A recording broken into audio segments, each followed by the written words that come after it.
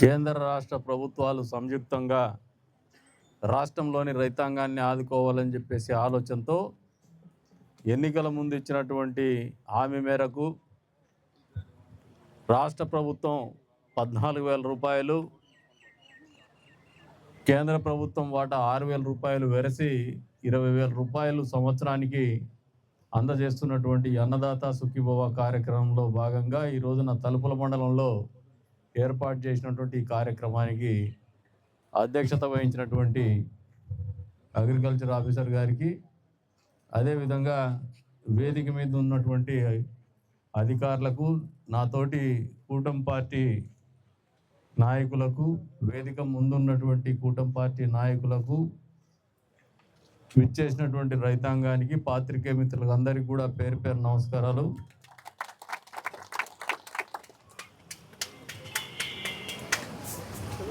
రైతన్న బాగుండాలనే ఆలోచనతోనే ముఖ్యమంత్రి గారు ఆర్థికంగా ఎన్ని ఇబ్బందులు ఉన్నప్పటికీ కూడా ఇచ్చినటువంటి హామీ మేరకు టైం తప్పకుండా కరెక్ట్గా మీ అకౌంట్లలో డబ్బులు వేస్తున్నటువంటి పరిస్థితులు మీకు అందరికీ అర్థమవుతున్నాయని చెప్పేసి కూడా ఈ సందర్భంగా తెలియజేస్తాను. దానికి తోడు ఈ మండలంలో నీళ్ళు ఇవ్వడం కూడా జరిగింది తలుపుల మండలానికి అందరినీవా ద్వారా. అంతేకాకుండా పెద్ద ఎత్తున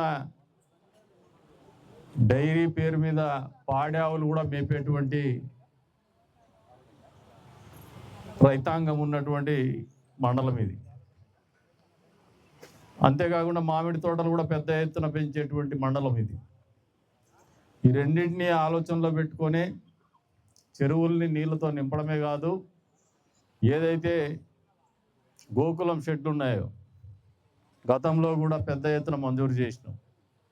ఇప్పుడు ఇంకా ఎన్నున్నా కూడా గోకులం షెడ్లు ఇవ్వడానికి కూడా ముందుకు వస్తున్నామని చెప్పేసి కూడా ఈ సందర్భంగా తెలియజేస్తున్నాం. ఎందుకంటే ఈ మధ్యకాలంలో మధ్యలో ఒక గ్యాప్ వచ్చింది. గతంలో గోకులం షెడ్ అనేది మనము ఉపాధి హామీ పథకం కింద మంజూరు చేస్తూ వచ్చున్నాం. ఈ రోజున ఉపాధి హామీ పథకానికి కేంద్రం పేరు మార్చి ఇంకా మెరుగైనటువంటి పరిస్థితులు కల్పిస్తూ పేదవాడికి ఇంకా మంచి చేయాలనే ఆలోచనతోనే విబిజీ రామ్జీ పథకాన్ని ప్రారంభించడం జరిగింది. దీని యొక్క రూపకల్పనకు అనుగుణంగా ఈ కార్యక్రమం జూలై నుంచి మొదలయ్యేటువంటి పరిస్థితుల్ని మీరందరూ అర్థం చేసుకోవాలని చెప్పేసి కూడా కోరుతా ఉన్నాను. జూలైలో మొదలవ్వగానే మళ్ళీ ఒకసారి ఈ మండలంలో కావాల్సింది, మండలమే కాదు నియోజకవర్గంలో అవసరమైనటువంటి గోకులం షెడ్డు పూర్తి స్థాయిలో ఇస్తామని చెప్పేసి, రైతాంగాన్ని ఆదుకుంటామని చెప్పేసి కూడా ఈ సందర్భంగా తెలియజేస్తాను. గతంలో ఉపాధి హామీ పథకం ద్వారా కూడా అన్ని నియోజకవర్గాల కంటే ఎక్కువ సంఖ్యలో గోకులం షెడ్లు నిర్మించినటువంటి ఘనత కూడా ఈ నియోజకవర్గానికి దక్కుతుందని కూడా ఈ సందర్భంగా తెలియజేస్తాను. అవే కాకుండా రైతాంగం ఇప్పటికి కూడా ఇబ్బందుల్లోనే ఉంది. నాకు కూడా పరిస్థితులు అంచనా బేరీ చేసుకుంటూ పోతుంటే అవగాహన వస్తుంది. ఒకవైపున మామిడి పంటల మీద ఉన్నటువంటి ఇన్సూరెన్స్ పాలసీ పరంగా రైతాంగానికి ఇంతవరకు ఒరిగిందేం లేదు. ఖచ్చితంగా ఇప్పటికిప్పుడే మాట్లాడే ప్రయత్నం చేసినాం, కానీ మంత్రి గారు, సంబంధిత వ్యవసాయ శాఖ మంత్రి గారు కూడా కార్యక్రమంలో ఉంటారు కాబట్టి ఆయనతో మాట్లాడలేకపోవడము. సాయంత్రం ఖచ్చితంగా ఆయనతో చర్చించి దీని మీద మళ్ళీ మీతోనే సంప్రదింపులు జరుపుతా అని చెప్పేసి కూడా ఈ సందర్భంగా తెలియజేస్తా ఉన్నాను. రెండవది, సకాలంలో విత్తన పంపిణీ కార్యక్రమం జరిగే విధంగా కూడా రూపకల్పన చేసుకుంటాం. అధికారులతో సమన్వయం చేసుకొని, ఏవైతే మొన్నటి రోజున మా దృష్టికి వచ్చింది, కొద్ది వరకు విత్తనకాయలు క్వాలిటీ బాగాలేవని చెప్పేసి వెంటనే మొన్న పుట్టపర్తిలో జరిగినటువంటి మీటింగ్ సందర్భంగా మీటింగ్ అయిపోగానే ఎమ్మెల్యేస్ అంతా కూర్చొని రైతాంగాన్ని ఆదుకోవాలా, విత్తన పంపిణీ కార్యక్రమంలో ముందుగానే మనకున్నటువంటి సమాచారం మేరకు క్వాలిటీ బాగాలేనటువంటి విత్తనాల్ని వెనక్కు తిరిగి పంపి క్వాలిటీ అయినటువంటి విత్తనాలనే సరఫరా చేయాలనే ఆలోచనకు వచ్చే కదిరి నియోజకవర్గంలో కూడా కొన్ని చోట్ల విత్తనాలు వెనక్కి తిరిగి పంపడం జరిగింది. అంతేకాకుండా ఈ రోజున విత్తన పంపిణీకి అవసరమైనటువంటి మేర ఈ మండలంలో 3,300 క్వింటాల విత్తనకాయలు అవసరం. కానీ ఇప్పటికీ 2,000 మాత్రమే వాళ్ళు ఆలోచన పెట్టుకొని ముందుకు పోతున్నారు. కానీ మీకు ఒకటే మాట ఇస్తున్నా, ఈ ప్రభుత్వం చంద్రబాబు నాయుడు గారి నాయకత్వంలో ఉన్నటువంటి ప్రభుత్వం అనంతపురం జిల్లాని ఎప్పుడు కూడా అనంతపురం రైతాంగాన్ని ప్రత్యేక దృష్టితోనే చూస్తుందనేది వాస్తవం. ఎందుకంటే పార్టీకి ఎప్పుడు కూడా వెన్నుదన్నుగా ఉంటూ వస్తున్నటువంటి జిల్లా ఇది అనంతపురం జిల్లా. అంతేకాకుండా హార్టికల్చర్లో కావచ్చు, వేరుశెనగలో కావచ్చు మొదటి స్థానంలో ప్రథమ స్థానంలో రాష్ట్రంలో పంట పండించేటువంటి జిల్లా కూడా అనంతపురం జిల్లాని. ఇవన్నింటినీ దృష్టిలో పెట్టుకొని ఈ రోజున ఏవైతే పరిస్థితులు ఉన్నాయో మీరు 3,300 అనుకుంటున్నారు, ఇంకా అవసరమైతే ఇంకా 300, 400, 500 ఎక్కువ క్వింటాలైనా కూడా కాయలు తెప్పించి ప్రతి రైతుకు కూడా విత్తన కాయలు పంపిణీ చేస్తామని చెప్పేసి కూడా ఈ సందర్భంగా తెలియజేస్తాం. దానికి సరిపడా ప్రణాళికలు కూడా తయారు చేసుకుంటాం. ఒకవేళ అధికారులు నిర్లక్ష్యం ఉన్నా కూడా నా వంతు బాధ్యతగా, నాకున్నటువంటి బాధ్యతగా ఖచ్చితంగా దాని తరపున పనిచేసి మీకు అందరికి కూడా ఇబ్బంది లేనటువంటి పరిస్థితులు కల్పిస్తామని చెప్పేసి కూడా ఈ వేదిక మీద నుంచి తెలియజేస్తాను. అంతేకాకుండా మీరు ఒకసారి ఆలోచన చేస్తే గతంలో ఎప్పుడు అధికారంలో ఉన్నటువంటి పార్టీ అన్నదాత సుఖీభవ కింద వాళ్ళు ఏదో రైతు బంధు అని చెప్పి మాట్లాడినారు. మీకు ఇప్పుడు జరుగుతున్నటువంటి మంచి ఎక్కువ ఉందా, అప్పటి మంచి ఎక్కువ ఉందో రైతాంగానికి గడిచిన 2 సంవత్సరాల్లోనే అనుభవంలోకి వచ్చింది. ఇది వాస్తవమా కదా మీరే ఆలోచన చేసుకోమంటారు.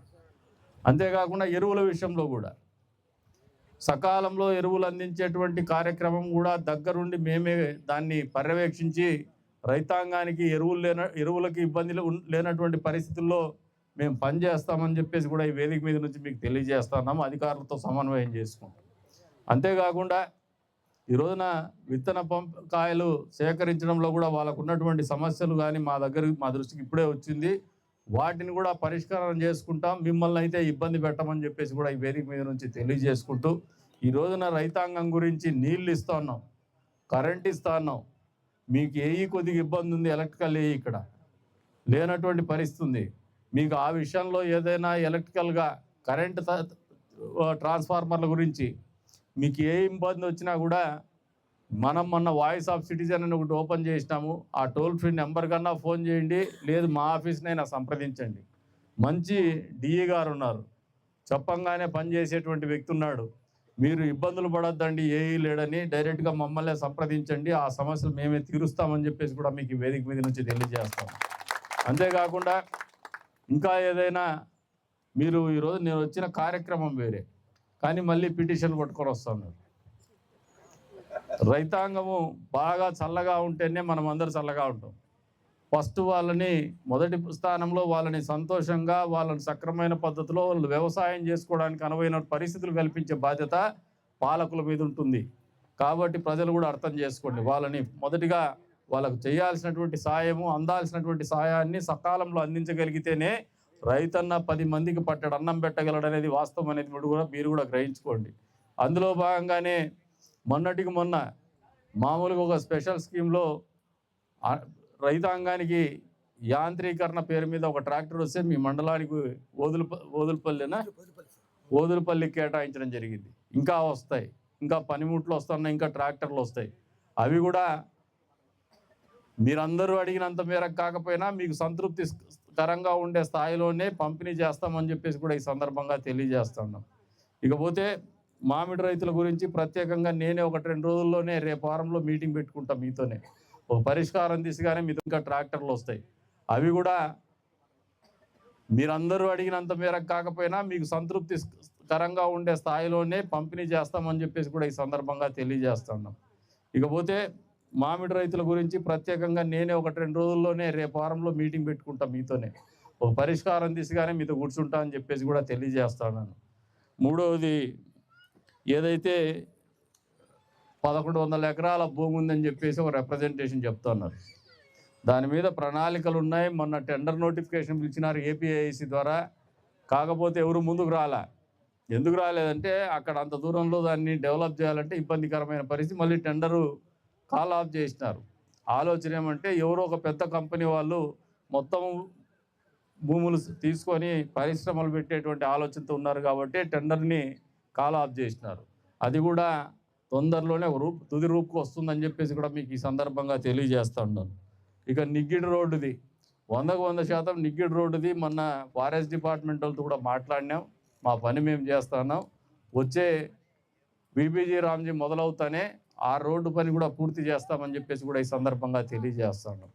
ఇక బీసీ కాలనీ ఏదైతే ఉందో ఆ బీసీ కాలనీ వాళ్ళకి రీహాబిలిటేషన్ కింద లో లయింగ్ ఏరియాలో వర్షాలు వచ్చినప్పుడు ముంపు గురవుతున్నారు, వాళ్ళకి వేరే చోట స్థలం ఇమ్మంటే వాళ్ళు ఎక్కడో చూసినారంట. మరి తహసీల్దార్ గారు కొంచెం స్లో అయినా పెద్ద అయినా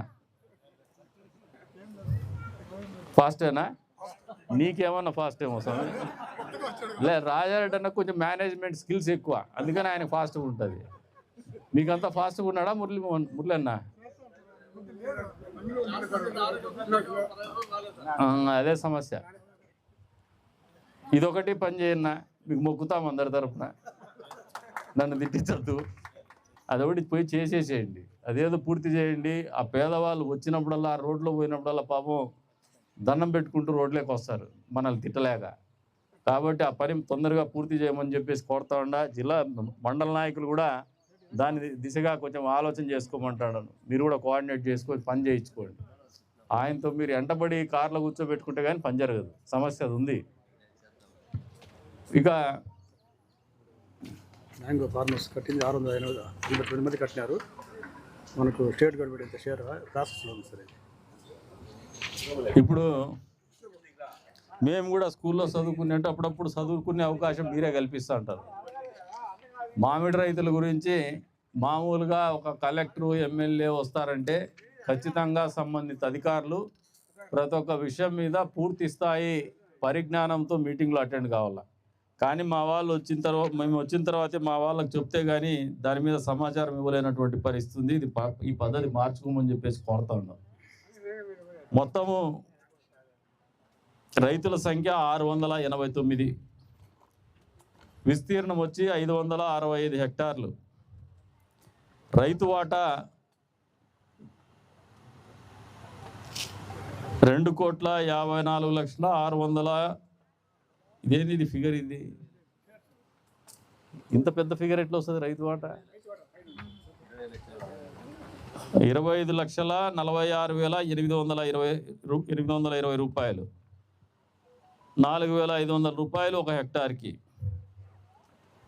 ఇది 1,800 ఏంది ఇది పర్ ఎకర్ అని. స్టేట్ గవర్నమెంట్ షేరు రాష్ట్ర ప్రభుత్వం వాటా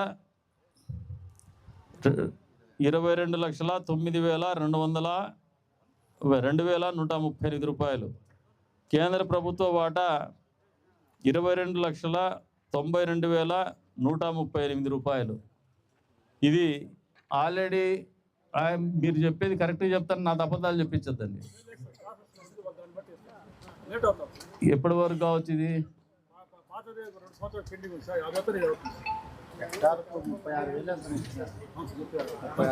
అవన్నీ బాగానే ఉండేనా? మోచేదికి తేనె పూసినారు వీళ్ళు. నాకునే తీయకుంటుంది, అందరికి తెలుసు. అది నాకు వద్దోడు, నాకుంటే కదా అది ఏదన్నా మధురం ఉండేది. ఆ ప్రాసెస్లో ఉండదు అనేది మోచేదికి తేనె పూసేది.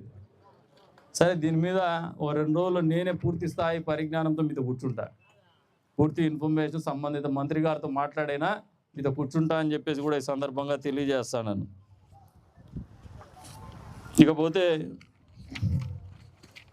కరువు మండలంగా ప్రకటించడానికి ఖచ్చితంగా దీనికి కొన్ని నామ్స్ ఉన్నాయి. కరువు మండలంగా ప్రకటించాలంటే ఆ నామ్స్ మీట్ అవుతుందా? రెయిన్ఫాల్ గురించి ఉంటుంది దీంట్లో మెయిన్. చేసినారు ఇప్పుడు ఈ సంవత్సరం ఎల్లినో వస్తుంది కాబట్టి దాదాపు అన్ని మండలాలు కరువు మండలాలుగానే ప్రకటించాల్సి వస్తుంది. ఎందుకంటే ఎల్లినో తీవ్ర వర్షాభావ పరిస్థితులు నెలకొంటాయి. అందుకనే విత్తన శుద్ధి కూడా నిర్వహించుకోమని చెప్పేసి ఇందాకే రైతుల ద్వారా మీకు తెలియజెప్పడం జరిగింది. రాష్ట్ర ప్రభుత్వం కూడా కొన్ని నిర్దేశించింది. ఇంత విస్తీర్ణంలో విత్తన శుద్ధి చేసుకొని పంటల్ని మీరు విత్తండి అని చెప్పేసి. దానికి అనుగుణంగానే రైతాంగం కూడా సహకరించి నష్టపోవద్దండి, ఇబ్బంది పడొద్దండి. విత్తన శుద్ధి అనేది చేయడం వల్ల మాయిశ్చర్ కంటెంట్ తక్కువగా ఉన్నటువంటి పరిస్థితుల్లో కూడా అది మొలకెత్తి బతికి మళ్ళీ మనకి ఈల్డ్ ఇచ్చేటువంటి పరిస్థితి ఉంటుందనేది వాస్తవము. అది శాస్త్రీయంగా నిరూపించబడింది కాబట్టి ఆ పద్ధతుల్ని అనుసరించమని చెప్పేసి కూడా కోరుతా ఉన్నాను. ఈ రోజున వేరుశనగకాయలు పంపిణీ కార్యక్రమం కూడా మొదలుపెట్టాం. ఈ రోజున మళ్ళీ చెప్తున్నా, మీకు ఏ ఇబ్బంది రానివ్వం. మా తిప్పలు మేము పడతాం, ఎవరితో అయినా కొట్లాడతాము. మీ వరకు ప్రతి రైతుకు కూడా వేరుశెనక్కాయ అందే రకంగా చేస్తామని చెప్పేసి కూడా మీకు ఈ సందర్భంగా తెలియజేసుకుంటూ, ఈరోజు నా అకౌంట్లలో డబ్బులు జమ అయినటువంటి ప్రతి రైతుకు కూడా మనస్ఫూర్తిగా శుభాకాంక్షలు తెలుపుతున్నాను. ఎందుకంటే మీరు వేసేటువంటి ప్రతి పంట, మీ ప్రతి కష్టము, ప్రతి ఫలసాయం కూడా మీ ఇంటికి వచ్చి మీ ఇంటిల్లిపాదిని ఆదుకోవడమే కాదు, 10 మందికి పట్టెడు అన్నం పెట్టే పరిస్థితులు మీకు అందరికీ భగవంతుడు సహకరించాలని చెప్పేసి, వాతావరణం సహకరించాలని చెప్పేసి కోరుకుంటూ, ఈరోజు నా అవకాశం కల్పించిన మీ అందరికీ కూడా పేరు పేరున ధన్యవాదాలు తెలుపుకుంటూ సెలవు తీసుకుంటున్నాను. జై హింద్.